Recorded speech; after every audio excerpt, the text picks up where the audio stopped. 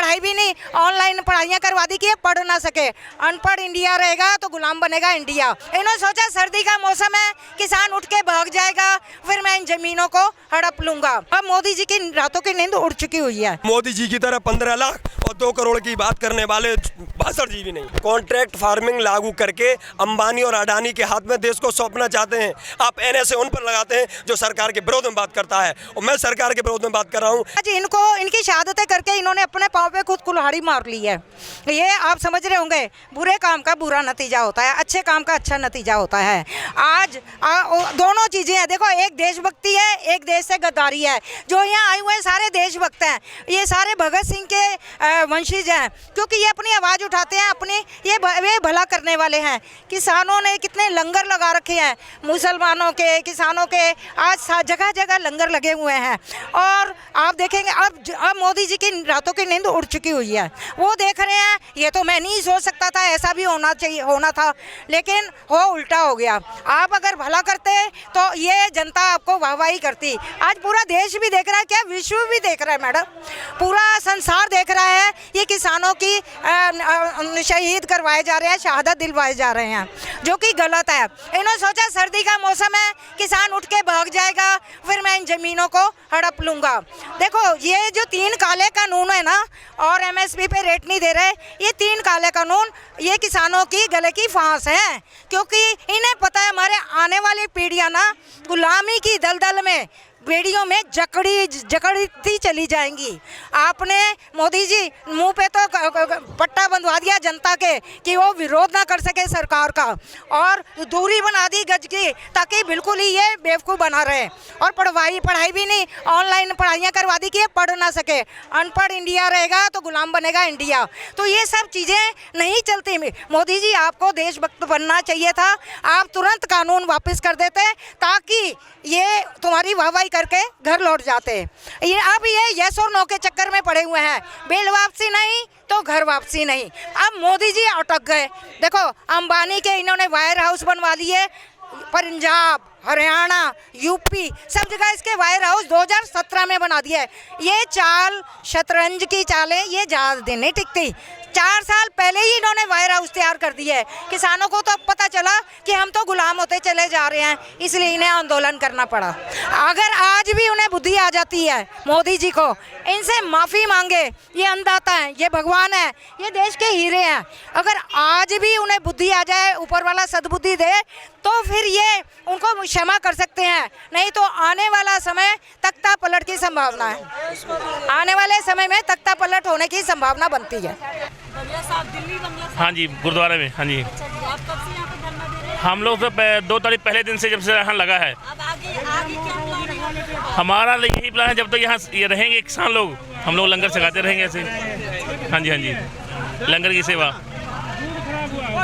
एक बात और जी, मेरा नाम वसीम खान है, मैं जनपद कासगंज से आया हुआ हूँ। और ये सरकार जो है, हमारे देश का प्रधानमंत्री लोकसभा में खड़े होकर के यहाँ जो किसान आंदोलन कर रहे हैं, उनको आंदोलनजीवी एक नाम देते हैं। उन प्रधानमंत्री को मैं यहाँ इस आपकी माध्यम से अवगत कराना चाहता हूँ कि ये वो देश है, इस देश को आज अगर हम आज़ादी में अगर सांस ले रहे हैं तो इस आंदोलन की ही बदौलत है। उस आंदोलन जीवी शब्द को कह करके उन्होंने किसानों को बदनाम करने का काम नहीं किया, उन्होंने देश के उन महान क्रांतिकारी वीर सपूतों को बदनाम करने का काम किया है, जो इस आज़ादी हमें दिलाने के लिए फांसी के तख्ते को झूल गए आंदोलन के जरिए। ये देश आंदोलन के जरिए आज़ाद हुआ है। और प्रधानमंत्री जी अगर आंदोलनजीवी कहते हैं तो मुझे फख्र है कि मैं आंदोलनजीवी हूँ। इन किसानों को फख्र है ये आंदोलनजीवी हैं। मोदी जी की तरह 15 लाख और 2 करोड़ की बात करने वाले 62 जी भी नहीं, उनकी तरह चंदा जी भी नहीं। देश का अन्नदाता जानना चाहता है, मोदी जी आपने कौन सा करार ले लिया है कि आप 2 व्यक्तियों के चक्कर में देश की 136 करोड़ जनता को ठुकरा देना चाहते हैं। देश पूछना चाहता है, देश पूछता है मोदी जी से। पत्रकार बंधुओं से जो छोटी छोटी बातों को बहुत बड़ा तूल दिया करते थे, महिला सुरक्षा की बात किया करते थे, मैं आपको बताऊं, हाथरस में पिछले वर्ष आपने देखा होगा एक जघन्य अपराध हुआ, और उस अपराध को करने वालों के पक्ष में भारतीय जनता पार्टी के विधायकों ने जो है मीटिंगें की। तो मैं औरतों की बात करते हैं, नारियों के लिए आंसू बहाते हैं प्रधानमंत्री मोदी जी, आपने देखा होगा मंचों से।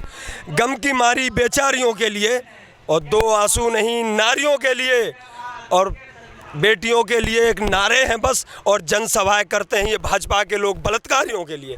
ये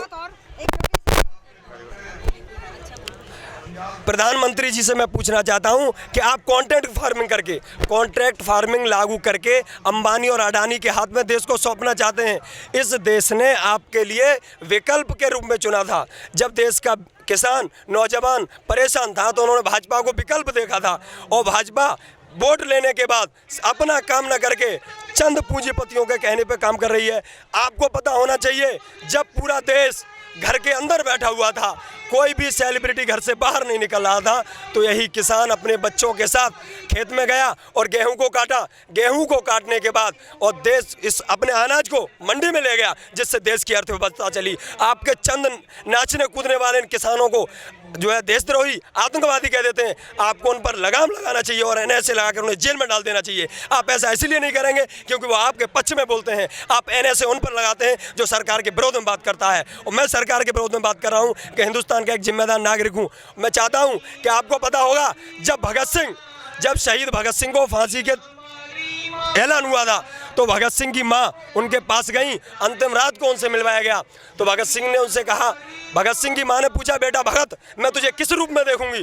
तो उस वक्त भगत सिंह ने कहा था, बेटा तू मेरे सपनों में आया करेगा। तो उन्होंने कहा, मां सपने में नहीं आऊँगा। जब कोई हिटलर सरकार, जब कोई ऐसी सरकार जो लोगों की आवाज़ों को अपने पैरों के तले रौंदने का काम कर रही होगी, उस वक्त उस सरकार के खिलाफ जो भी नौजवान खड़ा होगा वो तेरा बेटा भगत होगा। तो इसलिए हम लोग इस आंदोलन का जो है सपोर्ट करते हैं। मैडम ये ऐसा है, ये हिटलर की तरह शासन कर रहे हैं। ये चाहते हैं मैं 50 साल देश को गुलाम बना के शासन करूं, जो कि असंभव है, क्योंकि इसमें प्रजातंत्र है। हमारे देश में प्रजा राजा है, और राजा का तुम तिरस्कार कर रहे हो। तुम तो 5 साल के लिए आते हो, लेकिन तुम्हें अच्छे काम करने चाहिए थे। तुमने ये क्या किया? 134 करोड़ जनता को गुलाम बनाने की सोच ली। आप देखो, आपके निर्णय हमेशा रात को ही होते हैं, काले कारनामे रात को ही होते हैं। रात को आप नोटबंदी लाए, रात को आप तीन काले कानून लाए, रात को आप GST लाए, रात को ही आपने लॉकडाउन किया, और रात को ही आपने दिवाली मनवाई 8 बजे। और एक छोटी सी बात, हाँ जी, हम तो बुलंदशहर खुर्जा से आए हैं। अजय काले कानूनों के बारे में ही आए जी। ये तीनों काले कानून हैं, ये वापस होने चाहिए, क्योंकि इससे किसान का नुकसान है। मोदी जी कहते हैं कि इसका फ़ायदा है, तो वो हमें फ़ायदा गिनाएं, और बाकी हमें तो नुकसान ही लग रहा है इससे। भाई ऐसा है कि यहाँ पे मोर्चा डटा रहेगा, और लोगों की ये है कि ज़्यादा से ज़्यादा लोग यहाँ पे आते रहेंगे, जाते रहेंगे। हम भी खुर्जा से आए हैं, इसीलिए आए हैं, अकोरा से गांव पड़ता है हमारा, कि यहाँ पे ये जो कानून है ये लागू नहीं होने चाहिए। जी, बिजनौर, जिला बिजनौर। कब से आ रहे हो आप किसान? हम 28 नवंबर से यहाँ हैं गाजीपुर बॉर्डर पे, और इस आंदोलन में ये शामिल हैं तन मन धन से। जो हमारे राष्ट्र नेता हैं उनके नेतृत्व में हम यहाँ काम कर रहे हैं, कार्यकर्ता हैं, सिपाही हैं, उनके आदेश के अनुसार काम कर रहे हैं। जैसा आदेश होगा वैसा ही काम करेंगे। उनका आदेश है तीनों कानून वापसी तो घर वापसी। आप कहाँ से आए दादाजी? हम जी जिला बागपत है। बागपत से कब से आ रहे हो? मुझे तो बहुत दिन हो गए। हाँ, बहुत दिन हो गए। मैं तो एक बार गया था 6-7 दिन को, मैं तो यहीं हूँ। अच्छा, ये बताइए कि अभी तक तो किसानों और सरकार के बीच बात नहीं बन रही है, ऐसे में आगे क्या कैसे धरना चलेगा? ना जी, बनेगी, प्रयास तो है, बनेगी, और बना होगा, मोदी भी बना होगा, इसी बात ही ना बना हुआ। कब तक नहीं बनेगी? बनेगी। कब तक नहीं बनेगी? चुनाव तो फिर आएंगे।